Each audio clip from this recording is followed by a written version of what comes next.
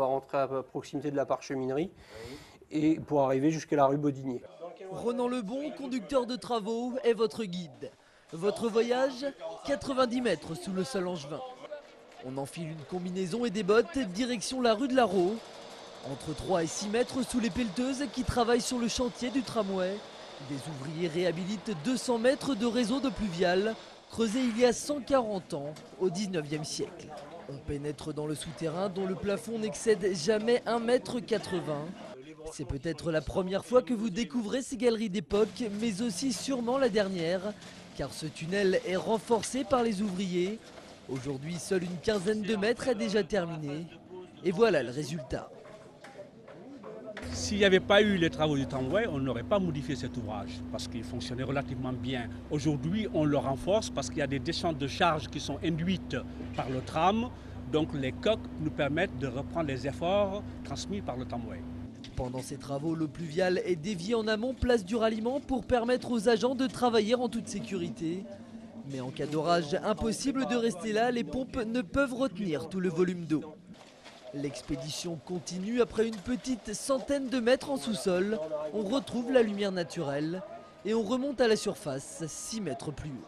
Je crois que c'est quand même assez exceptionnel pour Angers, pour les Angevins, de voir en fait ces réseaux qui sont souterrains, qui sont invisibles et qui sont complètement du service public.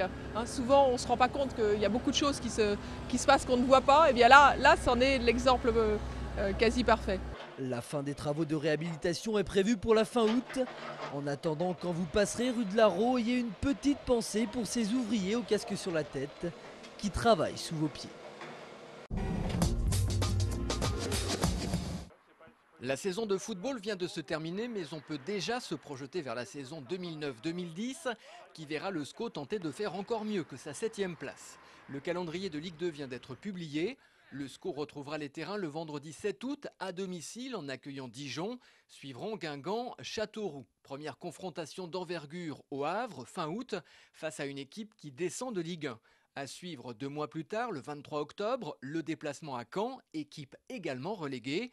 Il faudra cependant attendre la toute fin de première partie du championnat le 22 décembre pour assister au derby face à Nantes, là encore à l'extérieur. 3 nouvelles équipes montées de national, Arles, Istres et Laval. Laval qui est la nouvelle équipe de l'ex-attaquant angevin Fabrice Domarcolino.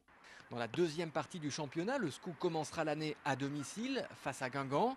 Il terminera la saison à l'extérieur, juste après un deuxième derby face aux Canaries et un déplacement à Metz, calé un mardi soir. La saison est en effet resserrée, elle se terminera plus tôt, le 14 mai, Coupe du Monde oblige. Un Angevin aux commandes du pôle qui rassemble les universités de Nantes, d'Angers, du Mans et l'École centrale de Nantes. Le Pressunam, c'est le nom de ce regroupement, est en effet présidé depuis quelques jours par Daniel Martina, qui est à la tête de l'Université d'Angers depuis février 2007.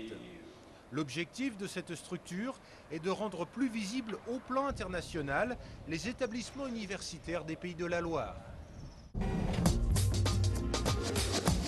Dimanche, quelques 546 000 électeurs sont attendus dans les 647 bureaux de vote du département à l'occasion des élections européennes. Des bureaux de vote qui seront tous sans exception ouverts entre 8 h et 18 h.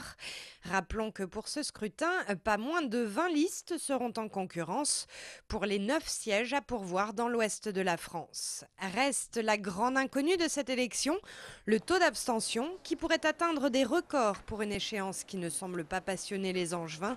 Voici plusieurs réactions recueillies dans la rue il y a quelques jours sur le fait de voir les Angevins se déplacer ou non pour ce scrutin. Je me sens pas du tout concerné et je pense pas que j'irai voter pour ça. Si je suis invité à voter, j'irai. En tant que bon citoyen, je voterai, mais après pourquoi et pour qui, je sais pas. Si je ne vote pas, c'est parce que justement je connaîtrais pas le rôle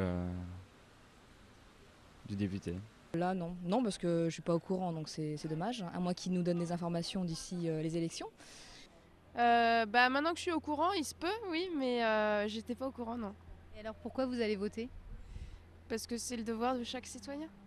À titre d'indication, en 2004, le taux d'abstention avait atteint 56% dans notre département.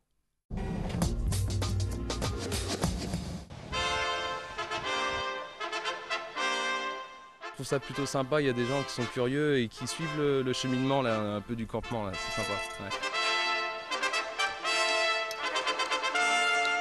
Le 600e anniversaire du roi René, ça vous dit quelque chose? C'est en tout cas ce qui explique l'établissement d'un camp médiéval dans les douves du château d'Angers. Depuis quelques jours, forgerons et chevaliers se sont installés avec moutons, cochons, chevaux et dromadaires. Et pendant tout le mois de juin, ils vont s'en donner à cœur joie. Au programme, combat d'épée, joute et surtout dressage, car les chevaux vont avoir pendant les festivités célébrant le bon roi René un grand rôle à jouer. Ils vont être sur donc, tous les spectacles qui vont avoir lieu dans le château et donc aussi ici, là, dans l'après-midi, lieu de vie.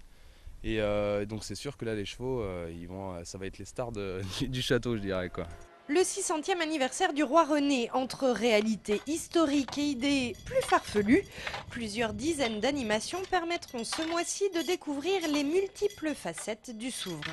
C'est vrai que ça a été un peu un grain de folie que de se dire on va faire venir plus de 30 artisans dans le château, on va mettre des animaux dans les douves, on va faire avec les cavaliers de l'aventure, on va faire un spectacle sur les 4 cavaliers de l'Apocalypse.